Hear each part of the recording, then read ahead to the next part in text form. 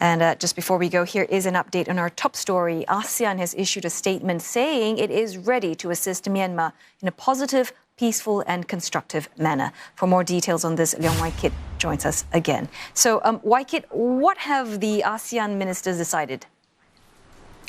Well, Telly, basically, you said it all. That was the most salient point from the few pages of the ASEAN ministers' collective statement that just came in a while ago. Now, earlier, we've spoken quite a few times on CNA, but that was without the context of this collective ASEAN statement. But if you look at the statement, it comes across as a milder version of what we've been talking about, because you can understand that this is a collective statement. The level of toing and froing is something to take note of. So really, if you just look at the few pages of statement, it does come across as milder. For instance, individual states such as Singapore have called for the release of Aung San Suu Kyi. In the statement, the collective remarks by the ASEAN members was that they had heard calls for the release of political leaders. There was no mention of State Councillor Aung San Suu Kyi's name nor President Win Myint's name. But I must stress that this statement is